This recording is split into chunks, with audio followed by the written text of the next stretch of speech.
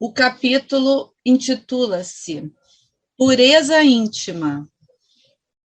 Amigo, como entrastes aqui, não tendo vestido nupcial? Está em Mateus, capítulo 22, versículo 12. Seria bastante estranho que, tendo o personagem da parábola das bodas, narrada pelo mestre, ordenado aos seus servidores que trouxessem para o recinto de sua celebração qualquer que encontrasse pelos caminhos, sem distinção entre ricos e pobres, sadios e estropiados, viesse depois a expulsar da sala um convidado, apenas por não estar ele adequadamente trajado. Entretanto, a reunião festiva a que se reportou o mestre é o banquete espiritual a que são admitidos os que lutam por alcançar a própria redenção. Quanto ao traje nupcial, indispensável a quem deseje ser admitido à divina presença, é simplesmente o nosso perispírito, o qual nos cabe purificar e espiritualizar, para que nos possibilite ascender a planos de luz e amor, pois se todos temos recebido esporadicamente a oportunidade bendita de visitar regiões superiores a título de estímulo e reconforto, não podemos, por enquanto, contar com definitiva admissão a ambientes onde reina soberano Cristo. Que a divina bondade nos faculte, pelo constante esforço de autorreforma e purificação íntima, conquistar suficiente mérito para nos alcançarmos definitivamente aos planos de luz a que nos convida o Mestre. Vamos, então, elevar os nossos pensamentos, agradecendo a Deus por esta oportunidade de aqui estarmos.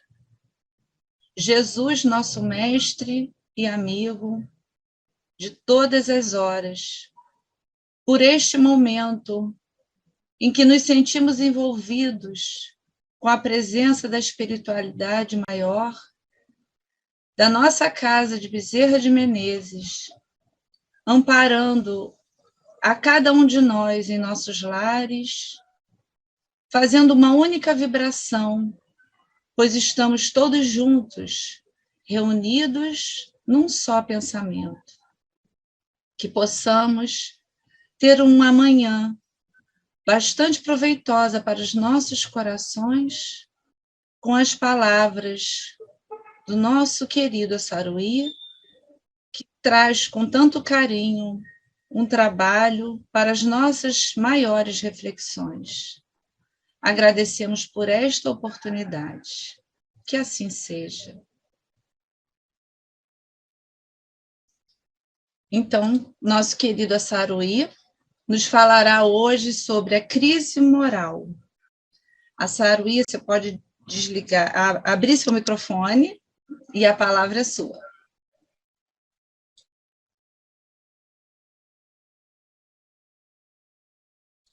Seu microfone, abre seu microfone, sabe? Você não consegue? Léo, você consegue abrir para ele? Pronto, estou solicitando, Saruí. Pronto, Saruí, pode agora começar. Ok. Meus amigos, minhas irmãs, meus irmãos, que a paz de Jesus esteja com todos, hoje e sempre. Como vocês estão vendo aí, nós vamos refletir, né, sobre a crise moral. A crise moral é uma característica que nós vamos encontrar em orbes, em planetas da natureza do nosso, de expiações e provas. Porque é exatamente dentro do critério da justiça divina, é a crise moral que nos empurra. Porque nós somos habitantes de um planeta onde predomina ainda o mal. Tá? Então, quando a gente fala na predominância do mal, quando Kardec nos ensina sobre a predominância do mal, então, isso não quer dizer que sejamos todos moralmente maléficos, moralmente envolvidos no mal. Não. Significa pura e simplesmente que existe um ambiente ainda numa vibração baixa e que o grande mérito de vivermos num ambiente desse é lutarmos para sairmos desse ambiente, para nos superarmos em função desse ambiente e, com isso, então, fazer com que o nosso espírito passe a vibrar num nível maior, numa situação melhor. E é muito curioso, porque na medida em que individualmente nós possamos melhorar a nossa condição espiritual, isso vai acontecendo com o outro, vai acontecendo com o outro, vai acontecendo, quando daqui a um pouco nós conseguimos atingir uma comunidade de espíritos que já estão caracterizados para participar de um mundo melhor. É exatamente isso que está acontecendo atualmente com o nosso planeta. Nós não estamos diante de uma situação catastrófica. Nós estamos diante, pura e simplesmente, do ápice de uma transformação. Nós estamos passando por uma transformação. Desde o período da Segunda Guerra Mundial, nós estamos passando por processos de avaliação, de filtragem, né, dessa condição de sintonia espiritual que eu estou me referindo. Então, é um processo normal, longo, gradativo, né, até que possamos chegar dentro, porque nós é que somos, a mudança está em nós. Né? Isso não é uma questão de que um grupo de espíritos superiores vai chegar e dizer assim, não, agora muda, agora é assim, agora não. O grupo de espíritos superiores que está presidindo esse processo, ele está pura e simplesmente dando condições para que nós cresçamos. Que condições são essas? Eles estão nos oferecendo a palavra de guias, né, que mandam mensagens, que inspiram a psicografia de livros, né? Eles mandam encarnação de espíritos que já têm um bom adiantamento para nos ajudar através do exemplo, né, na matéria. Então tem uma série de fatores que vão se interpenetrando de forma que a comunidade de espíritos com uma condição melhor, ela vai crescendo, vai crescendo, vai crescendo. É aquilo que Bezerra de Menezes nos ensinou. Aliás, eu vou até citar na apresentação de hoje, ele nos ensinou que na medida em que nós melhoramos, a capacidade de entendermos essa melhora e de produzirmos maiores melhoras ainda, ela vai se alargando. Ela cresce e enlarga, ela cresce e enlarga. É uma coisa assim que é um processo, uma continuidade que tem consequências, sempre. Tudo que nós fazemos, todas as coisas que nós fazemos, tanto individualmente quanto em comunidade, tem consequências. Não tenho dúvida disso. Tem consequências. E essas consequências, elas podem ser boas, elas podem não ser muito boas, né? Então, na medida, por exemplo, em que devido ao nosso egoísmo, devido à nossa incompetência, devido à nossa cegueira, nós estabelecemos o critério de guerra, por exemplo, isso vai ter consequências. Os responsáveis por isso terão consequências. Então, de acordo com a lei de causa e efeito, de acordo com a justiça divina, as crises morais, elas acontecem exatamente para que grupos e até a humanidade toda possa despertar para situações maiores.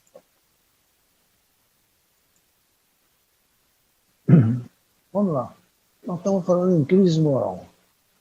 Moral é uma palavra que deriva do latim, a palavra mores, que significa que é relativo aos costumes. O latino mores foi uma tentativa dos romanos em traduzir a palavra grega ética, que para os gregos tinham dois sentidos que se complementavam. Um sentido remetia para a interioridade do ato humano, ou seja, aquilo que gera uma ação genuinamente humana, dentro do sentido da ética.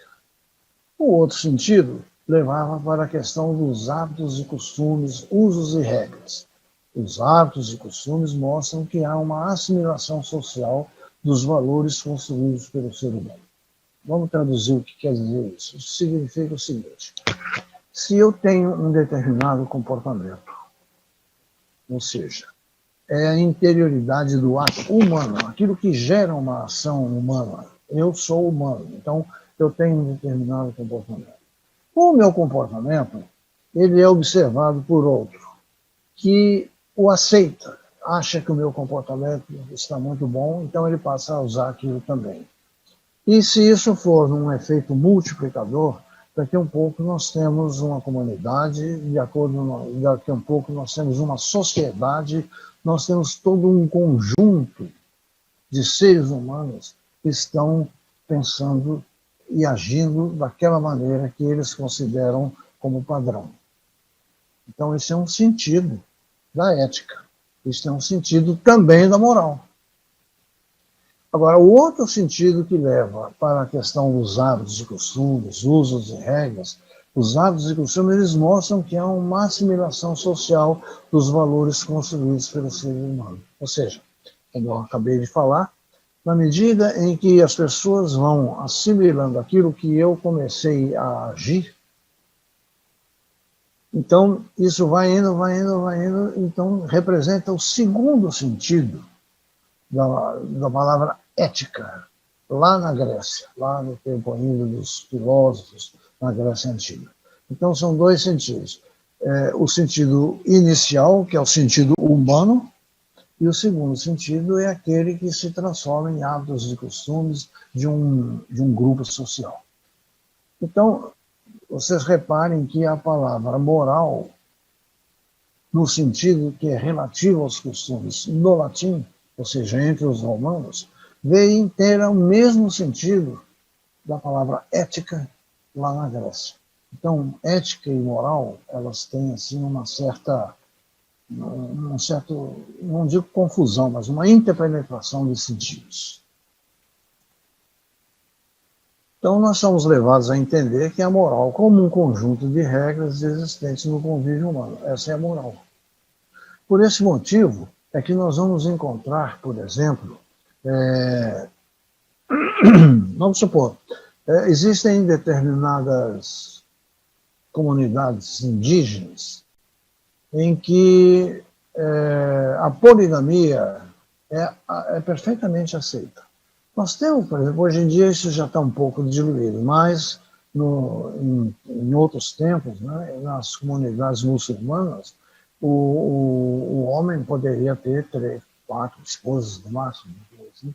E isso era absolutamente imoral para eles e completamente imoral para a cultura ocidental. Então, dependendo das necessidades e determinados tipos de atividades humanas, uma coisa é moralmente aceita, uma coisa é ética em um grupo e não é em outro. Né? Então, são os conjuntos de regras de determinadas comunidades que esse convívio humano faz com que eles sejam aceitos aqui e não aceitos lá. Então, vamos ver agora a palavra crise. A crise é um momento perigoso ou difícil de uma evolução ou processo. É um período de desordem que é acompanhado de busca penosa de uma solução. Então, a crise é um problema. E um problema que precisa de solução. Então, a crise reflete momentos de queda, de enfraquecimento de indivíduos, de grupos sociais ou da própria humanidade. Né? Então, tudo aquilo que contraria a ideia moral gera um desequilíbrio. E se esse processo for contínuo, nós temos a crise. Então, a crise é tudo aquilo, são processos críticos, que dentro daquele princípio ético e moral que é aceito como normal, como absolutamente válido em um grupo social, quando isso começa a ter quebras, quando isso começa a ser, vamos chamar assim, chacoalhados, então nós temos uma crise. O mundo, sempre, por estar num planeta de expiações e provas, os grupos sociais, desde sempre, estiveram imersos em crises morais. Nós estamos numa crise moral.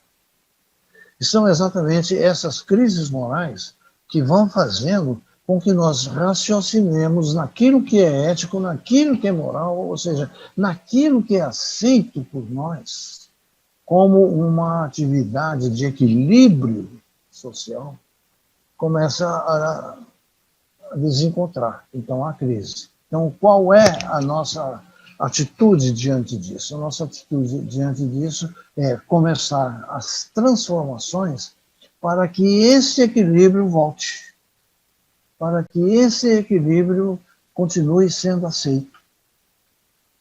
Então, a crise moral, ela é, de uma certa forma, necessária, porque todas as vezes em que nós espiritualmente crescemos, nós estamos crescendo e estamos observando aqueles que ainda não cresceram.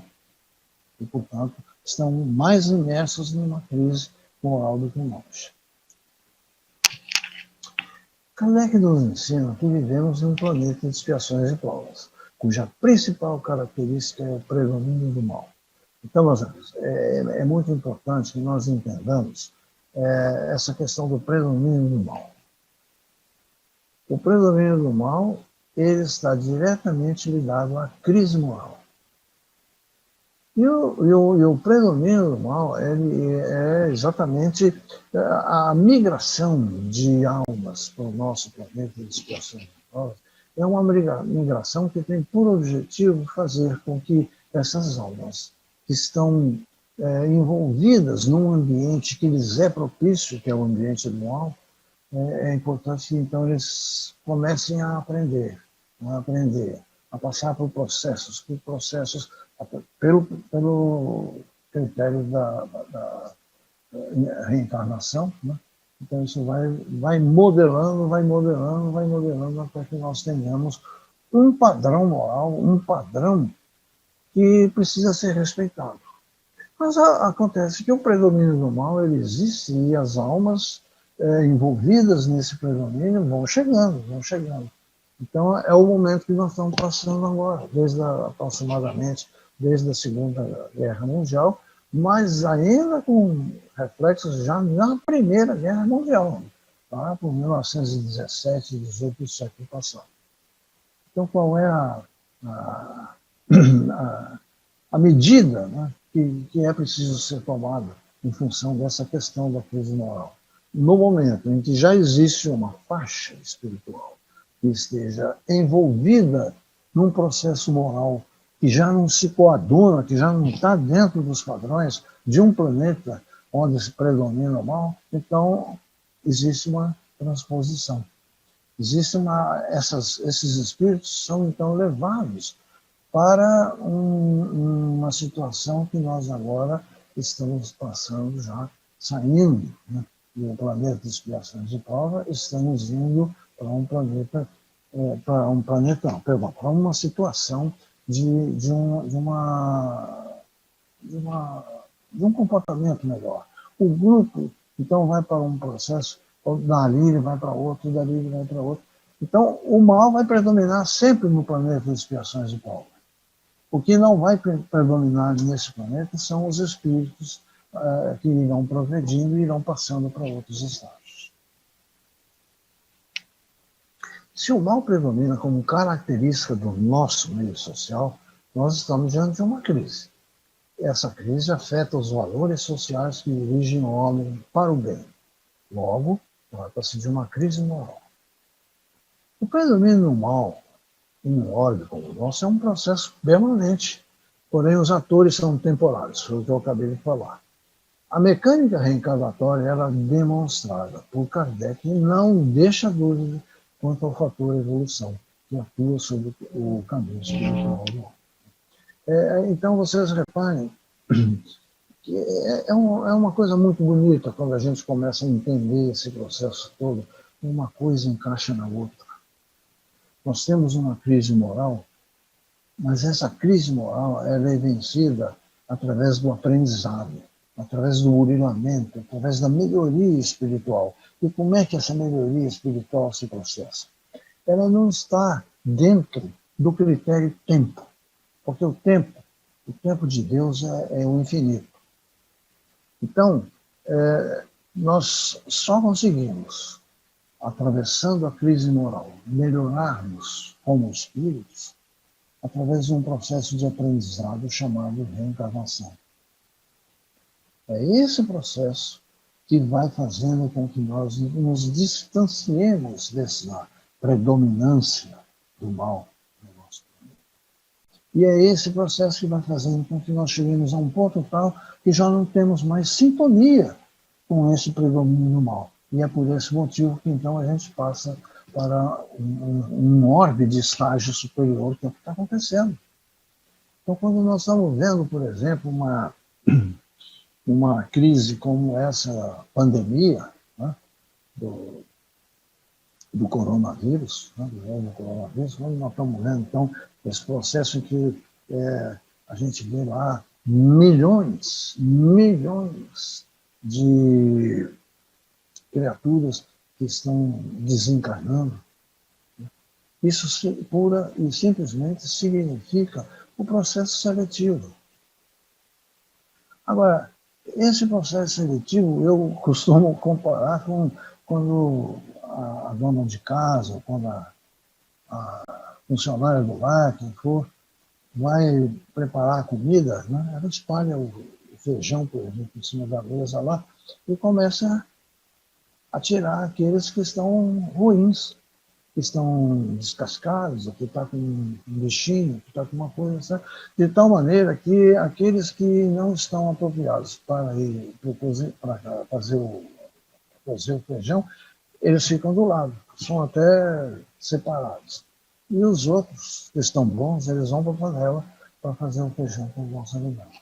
Então, o processo aqui no nosso lado é exatamente o mesmo. Então, ao contrário do que as antigas interpretações do Apocalipse traziam, nós não estamos absolutamente em um processo diferente. Quando acontece uma pandemia dessa, em que nós vamos encontrar aí 200 milhões, sei lá quanto, não tenho o número exato na cabeça, mas é muita. É um processo de desencarnar pessoas muito grande. Então, é um filtro, é a seleção. Eles não estão sendo punidos, eles estão pura e simplesmente sendo separados. Olha, presta atenção, eu não estou querendo dizer que todos os que estão desencarnando pela pandemia são aqueles que estão no mal. Não é isso, não. Eu estou só dizendo que existe a condição natural de desencarnarmos. Né? Existe um livro interessantíssimo que fala sobre a impermanência. Né? Então, nós vamos ver trabalhos escritos pelo Hermínio Miranda, em que ele fala sobre essa questão da impermanência. São estudos muito interessantes, onde nós vamos ver que a nossa natureza humana, né? A principal característica da natureza humana é a impermanência. Né? Como humanos, como elementos da matéria, nós somos impermanentes. O que quer dizer impermanência? Quer dizer, nós não permanecemos. Nós temos um processo de nascimento, de crescimento, de maturidade e de morte. Nós somos impermanentes. Isso é a nossa característica. Mas esse processo é exatamente aquele que o nosso espírito necessita para que, de personalidades diferentes, nós estejamos crescendo. Então, numa situação como essa, que eu estava falando da pandemia, não quer dizer, existe esse processo. Nós vamos desencarnar independente de ter uma pandemia. E outros vão desencarnar por causa da pandemia, ou seja, é uma seleção que não nos cabe analisar quem é bom, quem é ruim, quem pode, quem não merece, quem não merece. A questão toda existe isso.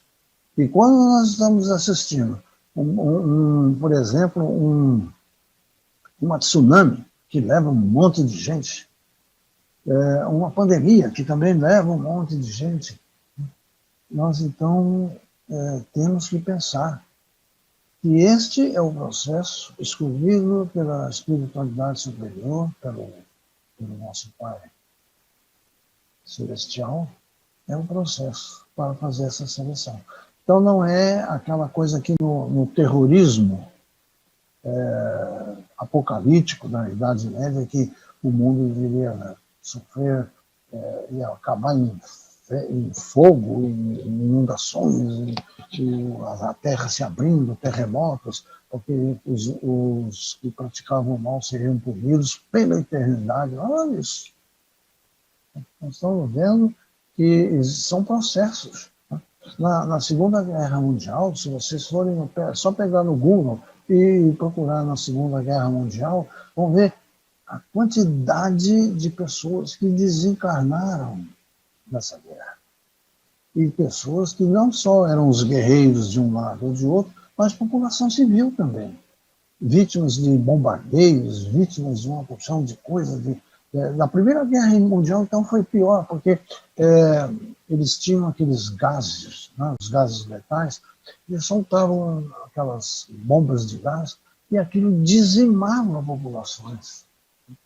Então, o que essa pandemia está fazendo agora não é muito diferente do que já foi feito anteriormente com relação aos extermínios que as guerras fazem.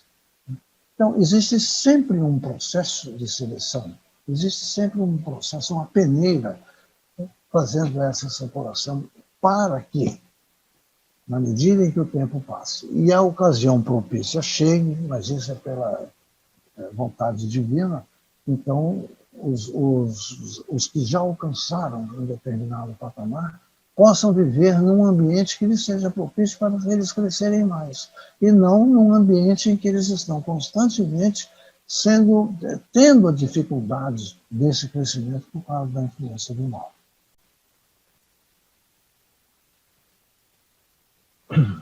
Então, por isso que uma das etapas do processo evolutivo do espírito ser imortal e eterno é exatamente a passagem por um ordem como o nosso, de expiações e provas. Porque através das múltiplas experiências de vida, o espírito se qualifica para outros mundos melhores na direção do Pai. Esse é o processo. Esse é o processo.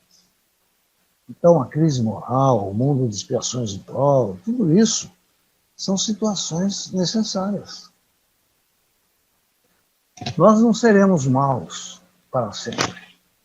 Nós seremos bons para sempre. Isso sim.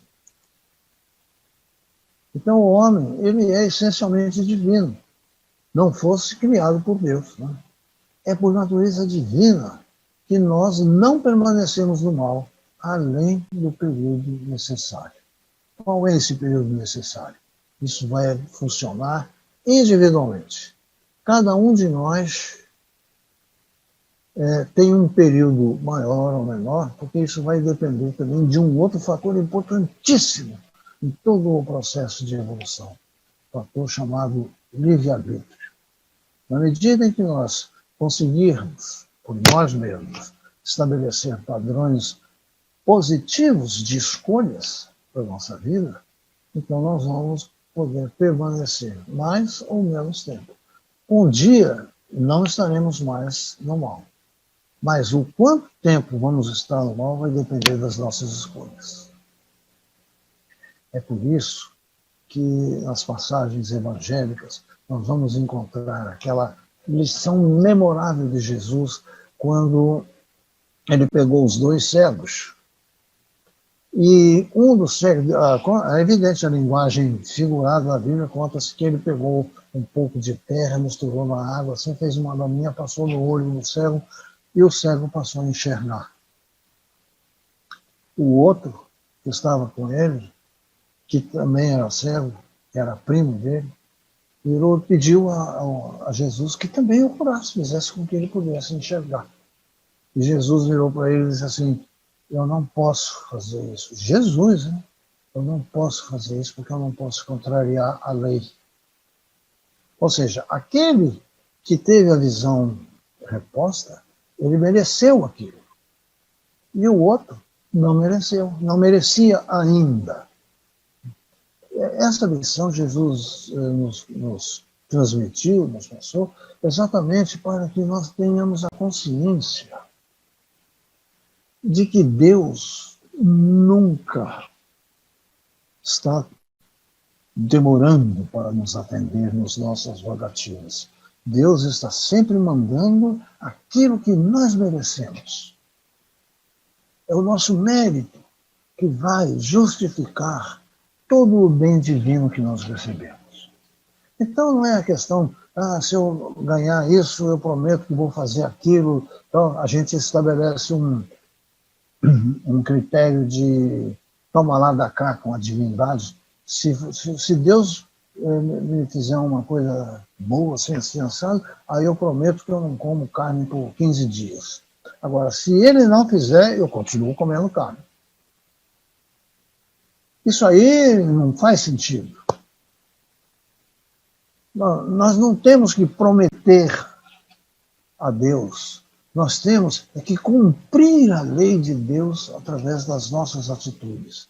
Na hora que nós fazemos isso, automaticamente a lei nos enquadra num processo melhor. Os planejadores espirituais, desde sempre, eles delinearam um sistema educativo que, em etapas determinadas, veio orientar a humanidade para que os homens pudessem fazer as suas melhores escolhas. Veja bem, a escolha é nossa. Mas como fazer essa escolha é uma orientação divina. Nós temos uma criança, por exemplo, que quando nós estamos ainda envolvidos num processo muito primitivo ainda de personalidade, de educação, de tudo mais, nós somos quase que como criança, ou seja, nós recebemos a orientação, mas não obedecemos, porque preferimos o conforto das nossas escolhas materiais. Mas sempre a humanidade teve a ajuda, a presença, a influência de espíritos mais evoluídos para nos ajudar nas nossas escolhas. Vocês vejam bem, Abraão, ao estabelecer as bases do monoteísmo hebreu, ele estava administrando uma crise e precisava de um ordenamento dos costumes. O povo estava envolvido em coisas politeístas, adoração a deuses de barro, e adoração a animais, etc. E ele, então, trouxe o monoteísmo, ou seja, a crença no Deus único, Jeová. Então, ele estava administrando uma crise moral que havia naquela época e que precisava de um ordenamento dos costumes para poder crescer na humanidade, no povo, a ideia do Deus único. Mas veja bem, no tempo de Abraão, o politeísmo era aceito. Tanto é que a Bíblia nos mostra que o patriarca lá, ele tinha uma esposa, mas tinha uma concubina também. Eles tinham a questão de uma família múltipla, consentida, inclusive, ela era fundamental. Por quê? Porque aquele patriarca, aquele chefe de tribo, do que fosse, ele precisava de um número grande de filhos para atenderem aos processos de produção, de defesa e de tudo mais. Então, o politeísmo não era imoral. Então, a crise moral que existia não era com relação a isso. A crise moral que existia era com relação ao comportamento diante das questões divinas. Então, eles continuaram politeístas naquela época. Eles continuaram politeístas, porque era uma necessidade imperiosa do grupo social. Depois, Quando chegou Moisés, quando chegaram, né, Moisés, Jesus, os grandes missionários, essa questão da poligamia, perdão, ela foi sendo reduzida, porque os grupos sociais já tinham aumentado, né? E a mesma coisa que fez Abraão na administração de uma crise moral, Moisés veio também fazer, Jesus veio fazer, os grandes missionários, eles vieram cumprir um programa espiritual definido para cada etapa da história humana. Jesus, por exemplo, veio quebrar o rigor, aquela disciplina extremamente dura que a lei de Moisés trouxe, mas porque era necessária. Era necessária. Era preciso que os líderes fossem respeitados pela sua dureza, pela sua imposição, pela sua capacidade de não serem sensíveis. A lei do talião, da lei de Moisés, que dizia: roubou, corta a mão. Falou mal do outro, corta a língua.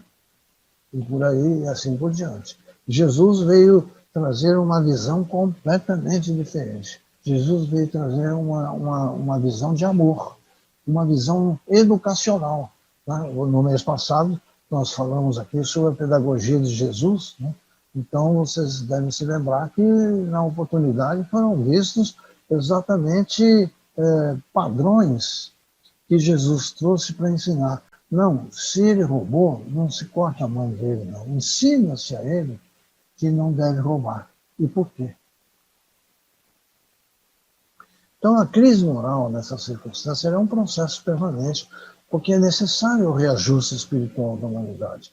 Mas a crise moral também é uma ferramenta que leva o homem gradualmente a aproximar-se do bem. Perfeitos que somos, somente diante das múltiplas existências é que com os ensinamentos, é que atingiremos o progresso moral. A pergunta, então, é: o mal será, então, sempre predominante? Veja bem, o mal, num planeta de expiações e provas, ele é a regra, ele existe ali.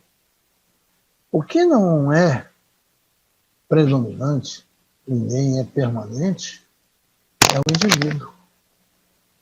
Ele passa por esse processo, mas vai embora. Porque ele vai dentro, esse processo é para ele aprender. Eu nunca me esqueço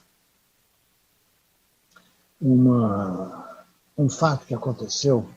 Eu tinha uma colega, no tempo de escola, naquele tempo chamava ginásio. Hoje eu não sei, chama um terceiro grau, segundo grau, um grau desses aí qualquer. Então, eu tinha uma colega que tinha acontecido com ela uma coisa extraordinária. A família tinha ido passear num lugar aí no interior, e nesse lugar tinha um açude. Então tinha barquinhos, tal, o pessoal estava lá brincando, se divertindo. Daqui a um pouco, essa menina, ela, por algum motivo, ela começou a se afogar. Porque às vezes nesses açudes assim, tem umas correntezas internas que são traiçoeiras, né?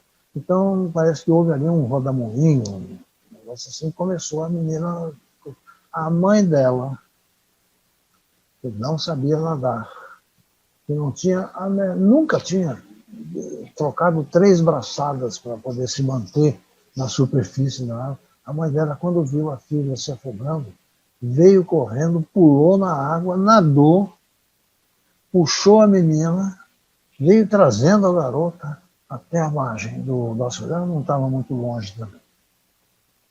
Então, o que está acontecendo aí?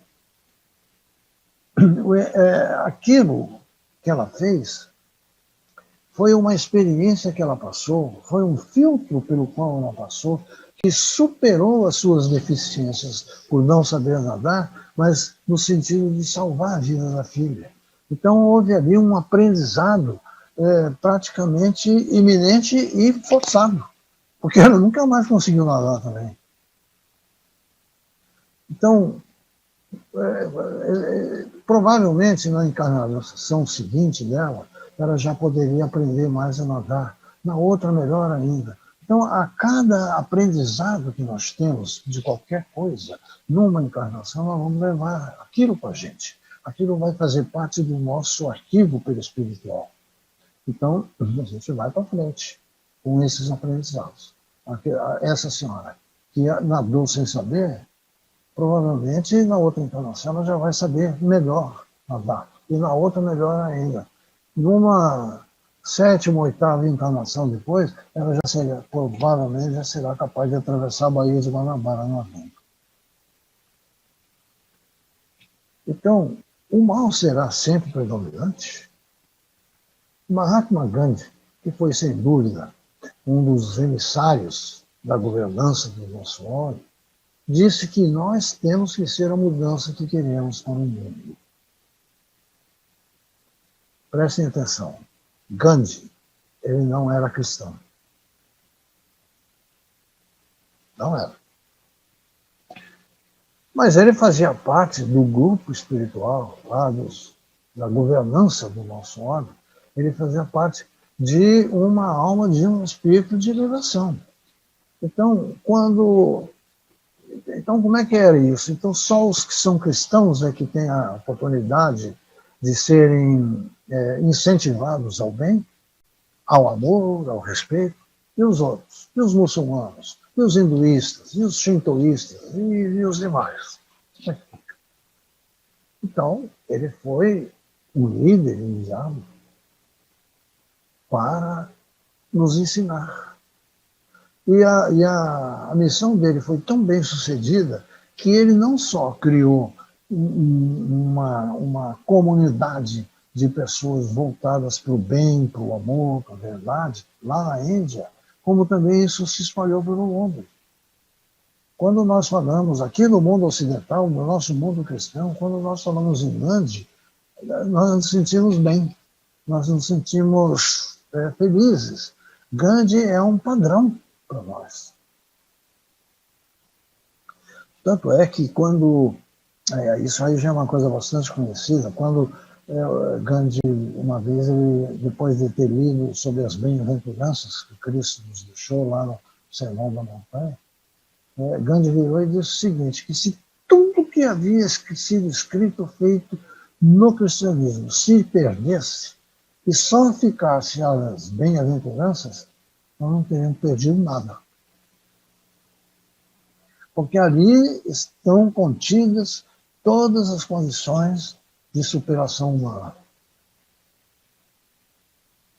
Agora, ele disse também que nós é que temos que ser a mudança. Veja bem, se eu estou com vontade de comer um bolo, eu posso fazer esse bolo, assar e comer. Como eu posso ir numa loja de delicatessen, comprar lá um bolo, ou então ir numa padaria, comprar um bolo, trazer para casa e comer. Qualquer que seja a forma como eu adquiri esse bolo, para eu poder matar a minha vontade de comer um bolo, teve que ser uma atitude minha. Eu tive que ir atrás desse bolo.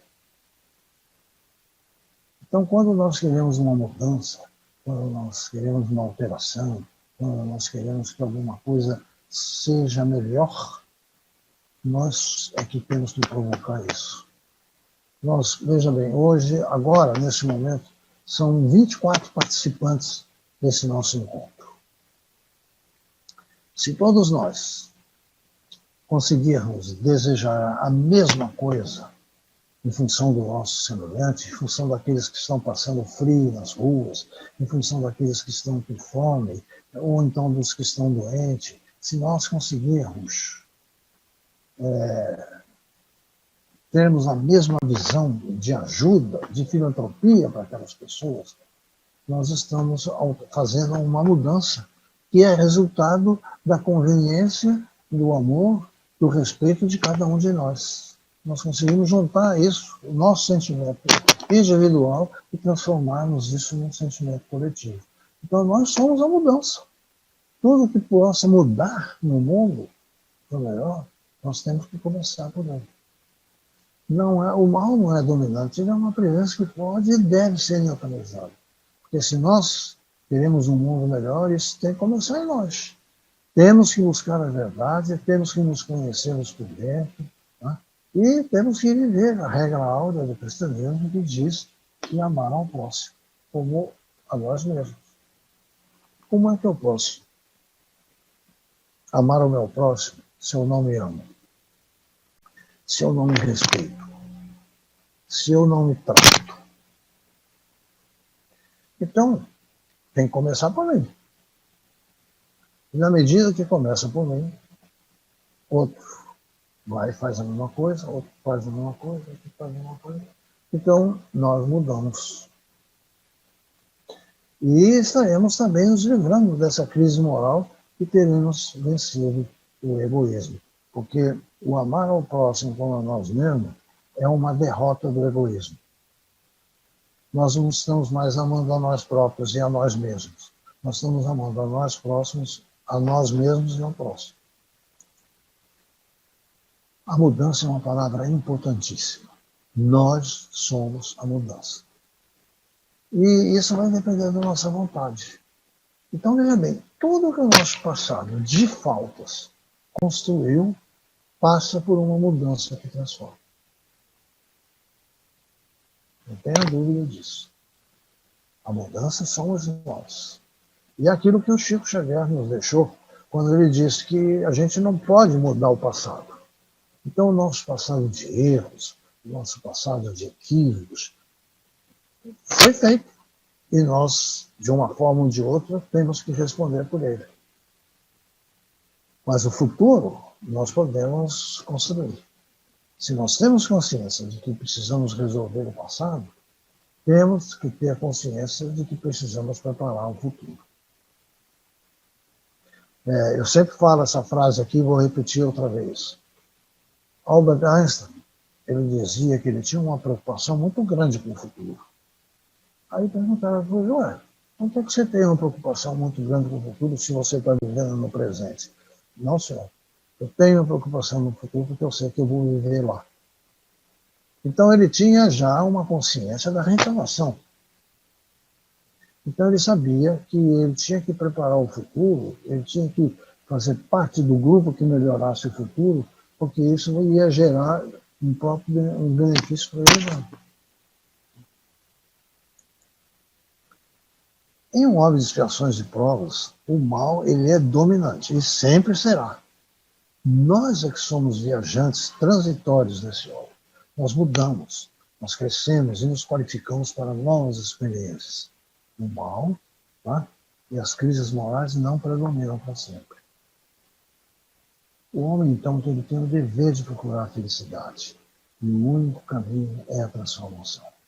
Aqueles que, de uma certa forma, ao longo do tempo, acompanham as nossas conversas aqui, sabem que a palavra transformação é uma palavra que eu sempre cito como uma das mais importantes que nós temos. Porque a única maneira que nós temos de nos aproximarmos do bem e de nos afastarmos da crise moral é através da transformação. Nós temos que nos transformarmos para que possamos transformar o nosso próximo. Então, o homem ele tem o dever de procurar a felicidade. A felicidade ela não é a satisfação de expectativas materiais, prazeres, poder, riquezas, enfim, tudo aquilo que as traças e a ferrugem corroem. Isso aí é uma passagem do Evangelho também. Felicidade aqui é aquela dádiva que só o coração conquista diante das devastações que o egoísmo provoca. É uma transformação gradual, bem construída. O nosso conceito de felicidade, por estarmos ainda envolvidos nesse ordem de crises, nesse ordem de expiações e prova, o nosso conceito de felicidade ele está muito arraigado, ele está muito preso ao conceito das alegrias e do bem-estar material. E é por isso que ele diz que Jesus, né, lá no Evangelho, né, está escrito que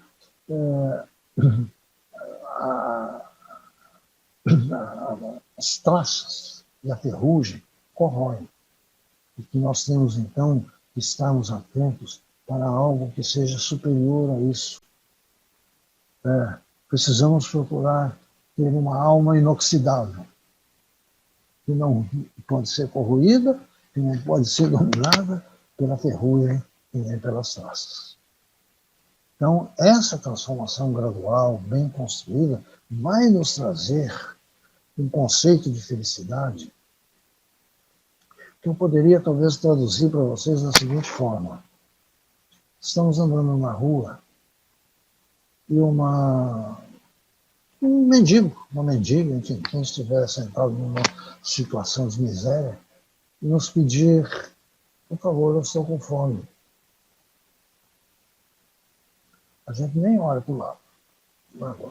Vai trabalhar, vai procurar uma panela para lavar, alguma coisa. Muita gente fala isso. E vai embora. Faz uma crítica a um coitado que está ali, cujo destino, cuja vida não conhecemos e, portanto, não podemos julgar, porque ele tem que trabalhar ou deixar de trabalhar, o que for. Outro vem e passa. Aí vamos lembrar lá da história do bom samaritano. Vem aquele mendigo ali, precisando de ajuda, pedindo ajuda, e a gente vai e dá uma refeição, dá um pão, faz alguma coisa momentânea ali, para que momentaneamente haja uma resposta àquele pedido que a pessoa fez. Porque tem muita gente que diz assim, o que adianta? Eu vou dar a ele um prato de comida e amanhã ele vai estar com fome. Então eu estou fazendo o quê? Estou fazendo muito. Porque amanhã, quando ele sentir fome outra vez, outro igual a mim vai passar e vai dar também a ele um prato de comida, vai ajudar. É aquela história do incêndio na floresta, que o passarinho pegou uma gotinha d'água que estava numa folha e levou lá para a floresta para jogar no fogo. Né? E os animais, então, brincaram. Você é bobo, uma gota d'água na folha vai jogar lá no fogo da floresta, você acha que você vai apagar o fogo? O pássaro respondeu, bom, se vai apagar o fogo, eu não sei, mas eu estou fazendo a minha parte. Então, quando cada um de nós faz a nossa parte, isso dá uma sensação tão boa, uma coisa tão indescritível, muitas vezes. Isso é que é a felicidade que nós estamos falando, que não está ligada às satisfações materiais. Não é umas férias que nós vamos passar no Caribe, não é um voo, um avião super a jato, ou não é a ida a um restaurante de luxo, ou é comprar uma roupa boa, bonita. É uma felicidade, sim, pode até ser, mas ela é efêmera. E é isso que ele está falando aqui. Ainda que estejamos sempre em guerras, expressemos ódios, né? São ambições terríveis, ameaças permanentes, violência desenfreada, nós vivemos em um mundo melhor. Olha a reflexão que eu quis trazer para vocês. Basta olharmos para os últimos 200 anos e veremos que o mundo é outro. Aconteceram conquistas sociais, científicas, né, inacreditáveis diante do processo da dignidade humana que está sendo bem mais observada. O processo discriminatório perdeu a sua força.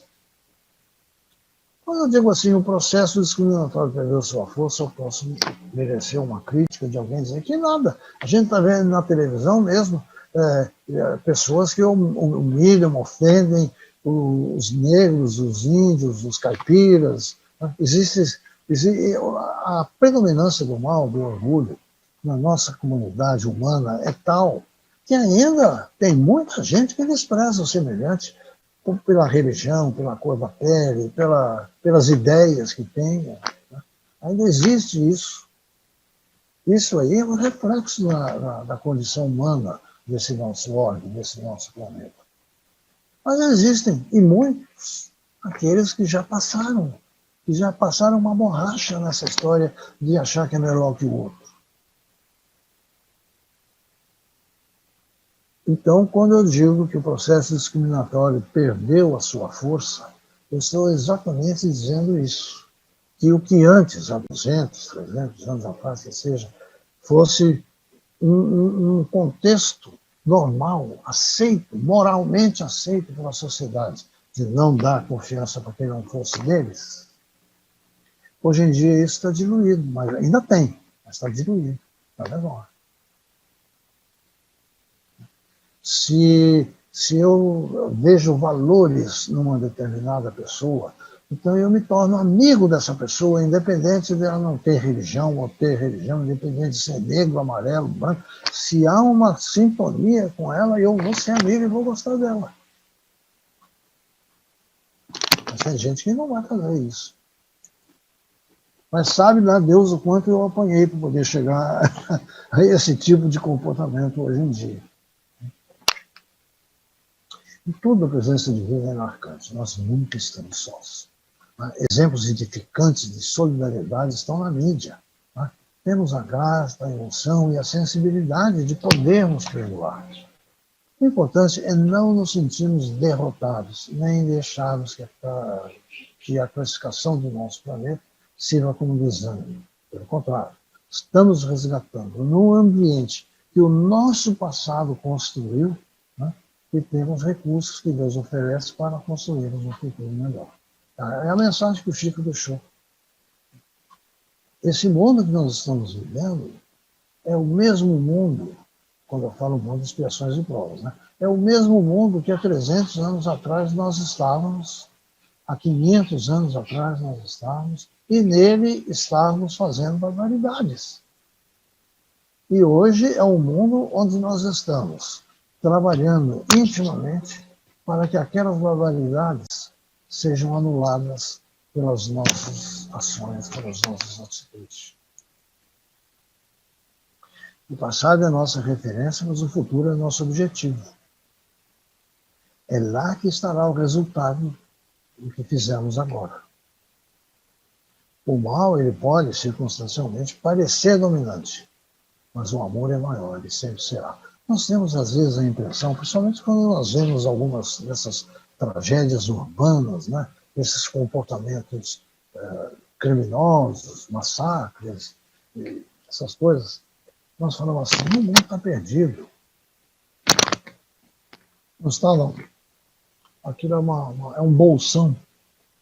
De uma maneira geral, nós estamos conseguindo, sim, objetivamente, o nosso futuro.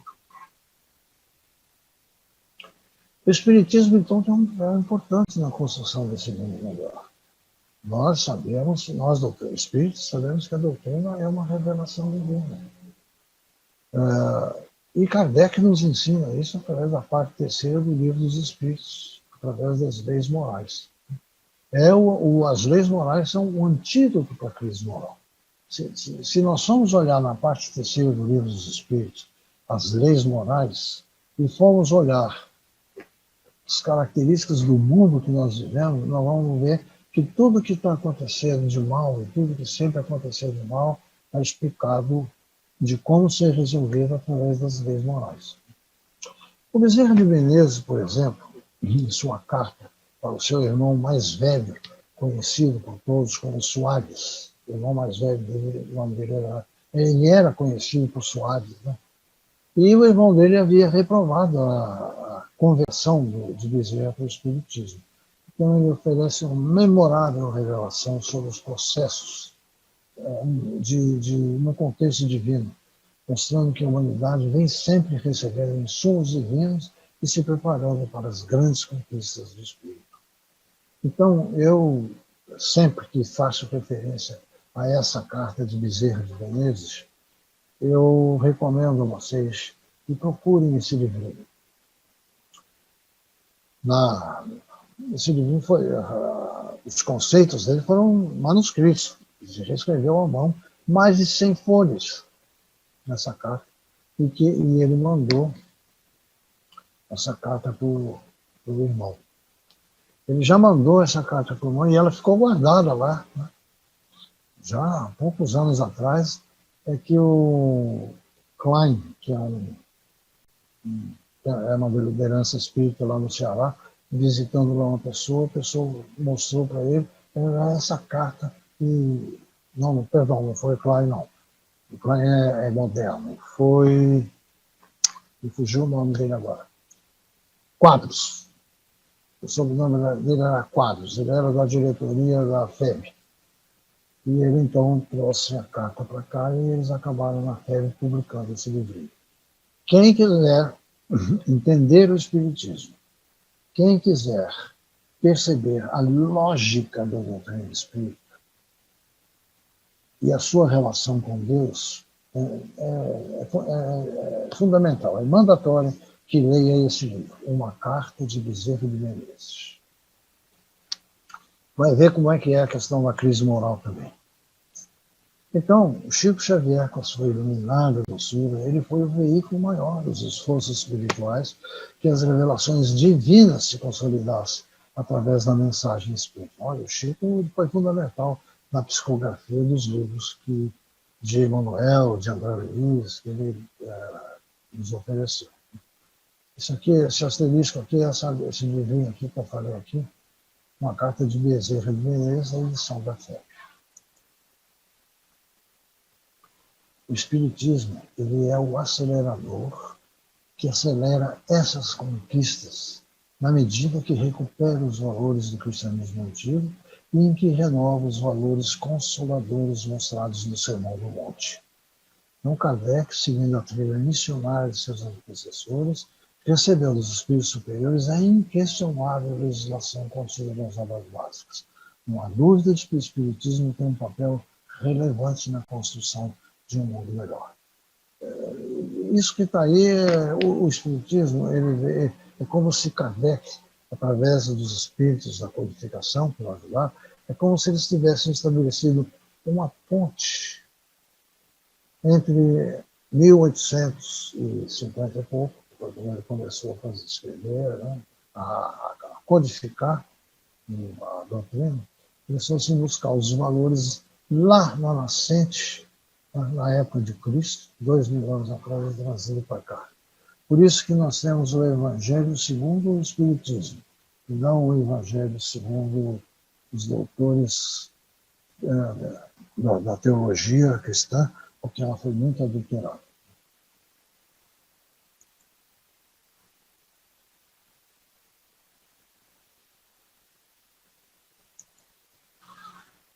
Vejam bem, existem orientações religiosas que afirmam ser a crise moral um castigo de Deus. Então, será que é possível nós imaginarmos um Deus que nos ensina a bondade, o amor ao próximo, o respeito, uma visão de família, né? Como é que nós podemos idealizar esse Pai de misericórdia promovendo castigos, destruições, mortes em massa, dissolução dos costumes? Teria sentido isso? Eu não sei se vocês se lembram, há alguns anos atrás, houve um acidente muito triste no aeroporto Congonhas, lá em São Paulo. O avião veio, aterrissou, mas ele não conseguiu frear, então ele foi direto, saiu, atravessou lá a pista e caiu lá numa casa, numa empresa, uma coisa assim, explodiu, pegou fogo. Morreu todo mundo que estava dentro do avião, queimado, porque foi uma explosão terrível, e gente que estava lá na casa também, onde o avião caiu. Teve um irmão nosso de outra religião que expressou na televisão, ele expressou o seguinte, que aquilo foi um castigo de Deus. E que Deus estava castigando, porque o mundo, as pessoas, os homens estavam seguindo as trilhas do erro, do mal, da luxúria e de não sei o quê. Então eu fico imaginando como é que uma pessoa que, se por um lado ele prega a palavra de Deus pelo Evangelho, pelo outro lado ele prega o ódio, a crítica destrutiva, dizer que a pessoa aconteceu aquilo que é por causa da maldade, então foi um castigo divino. Nós não devemos entender as nossas vicissitudes como punições, e sim como uma ação da lei de causa e efeito a nos exigir reparações, já que ninguém é impune e a nossa liberdade, entenda-se salvação, é consequência do nosso esforço. Dá licença, Saruí, só para lembrar o tempo, tá? Nós estamos terminando o nosso tempo, tá bom? Tá lembrado, mas já estou acabando. Espera. Leon Denis, no seu livro Depois da Morte, ele assevera que os males provêm, que apesar do progresso da ciência, do desenvolvimento da instrução, o homem ignora a si próprio. Leon Denis disse isso no tempo dele. Leon Denis foi o filósofo do Espiritismo. O Espiritismo teve o tripé ciência, filosofia e religião. Leon Denis foi do tripé da filosofia. Então, nada sabe sobre si. O espírito humano ele flutua indeciso entre as solicitações de dois colossos, né? A religião sem provas e a ciência sem ideal. Então, a crise moral ela não pode ser entendida como um castigo, mas sim um obstáculo a ser superado. Podemos, então, entender que o binômio crise e renovação é um importante elemento no processo de resgate espiritual a que todos nós estamos subordinados. Pelo princípio de Lavoisier, que nós já comentamos, né, no mês passado, nós somos seres em transformação. E em nossas experiências reencarnatórias, acumulamos valores que nos levam à substituição da ignorância pela razão. Esse é o processo. Então, por trás das sombras, surgirá a luz e o bem. Sempre nos guiará para um destino melhor. Sempre. Caminhamos para um mundo de regeneração. Nós estamos nesse processo, nesse caminho. E é um caminho sem volta para a mão que nos é estendida hoje. Essa mão dos viajores da luz. É a mesma que amanhã nós iremos estender àqueles que estiverem no caminho que já percorremos. Então, é um ciclo, mas é um ciclo que vai se processando em um caminho ascensional. A crise moral ela é circunstancial, é um momento no tempo. Mas o bem que construirmos e acolhermos em nosso coração é um privilégio para a eternidade.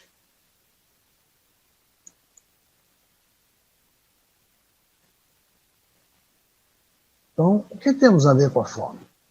O que temos a ver com as guerras? O que temos a ver com as dores do mundo? O que temos a ver com as drogas? O que temos a ver com o meio ambiente? A crise moral ela está presente no núcleo da sociedade. E a sociedade é a soma daquilo que fazemos.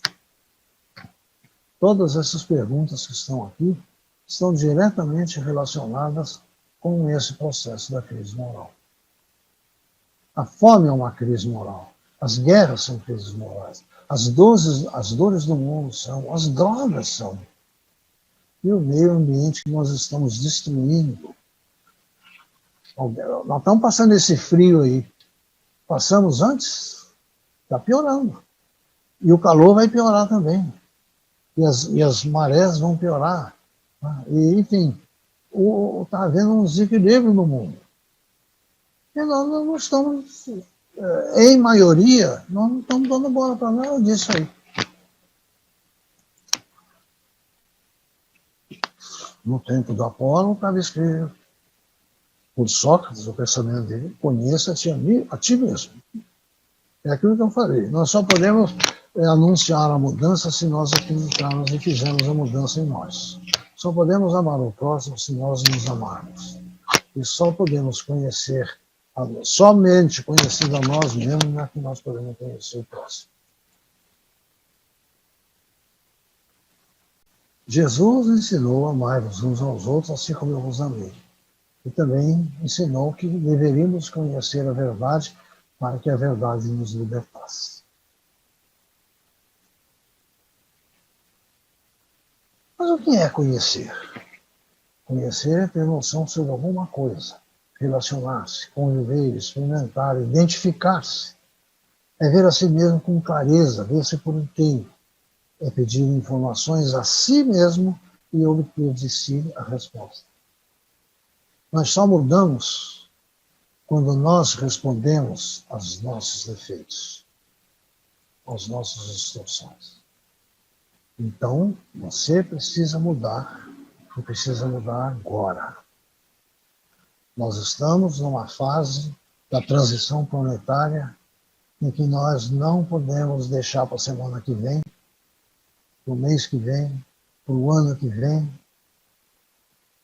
porque se nós não agirmos agora, nós corremos o risco de ainda levar mais 1 milênio para agir. Muita paz em seus corações. Mas, Sônia, eu não terminei ainda. Obrigada, Saruí. Não terminei ainda, não. Não. Muita paz em seus Nós corações. aguardamos. O que eu não terminei agora é mais o próximo que virá aí, vai levar mais uns 3 minutos. Ela sumiu daí? Vai levar mais uns 3 minutos. Mas eu tenho certeza que você vai me perdoar esses 3 minutos a mais. Com toda certeza.